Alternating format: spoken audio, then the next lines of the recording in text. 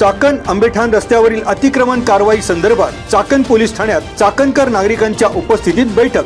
Pimpri Chinchwad police आयुक्तालयाचे सहाय्यक police आयुक्त सचिन कदम, वरिष्ठ पोलीस निरीक्षक संजय सोळंके, सार्वजनिक बांधकाम विभागाचे उप अभियंता अजिंक्य शिंदे, चाकण नगर परिषदेच्या रचना सहाय्यक प्रियांका माळी यांच्या प्रमुख उपस्थितीमध्ये चाकण आंबेठाण रस्त्यालगतच्या नागरिकांची हजेरी।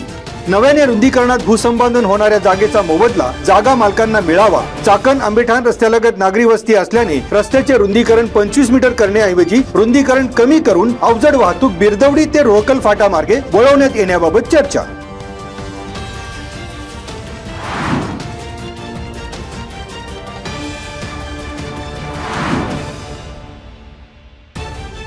गणेशोत्सव काळात कडूस येथील अवादा क्लीन एनर्जी प्रोजेक्ट कंपनीच्या मोकळ्या जागेतून सोलर साहित्याची चोरी। कॉपर केबल, 2 वेगवेगळ्या सोलर केबल अशा 4951 मीटर केबलवर चोरट्यांनी मारला डल्ला। गणेश संजीव चव्हाण यांची खेड पोलिसात फिर्याद।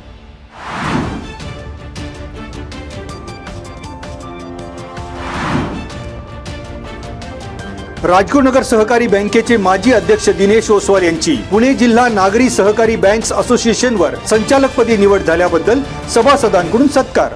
बँकेला 2024-25 या आर्थिक वर्षात महाराष्ट्र अर्बन कोऑपरेटिव्ह बँक फेडरेशनचा द्वितीय क्रमांक मिळवण्यात यश। बँकेचे सभासद अनिल बाबा राक्षे, हिरामन सातकर यांच्यासह अन्य सभासदांकडून दिनेश ओसवाल यांचा विशेष सत्कार।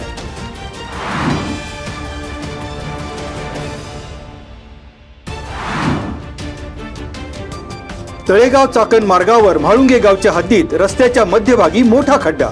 रस्त्यावरील खड्ड्यामुळे वाहतूक कोंडी। राष्ट्रीय महामार्ग प्रशासनाने रस्ता दुरुस्ती करण्याची केली मागणी। रस्त्यावरील खड्डे भरून तात्काळ डांबरीकरण करण्यात यावे, अन्यथा प्रशासनाविरोधात रास्ता रोको करण्याचा दिला इशारा।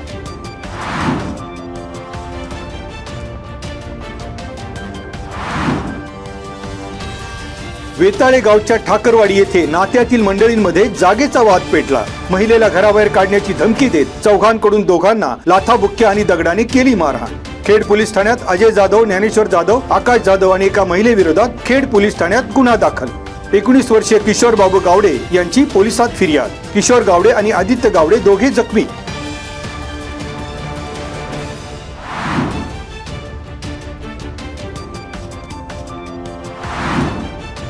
आता पाहूयात मागील 24 तासांमध्ये मंडलनिहाय पाऊस।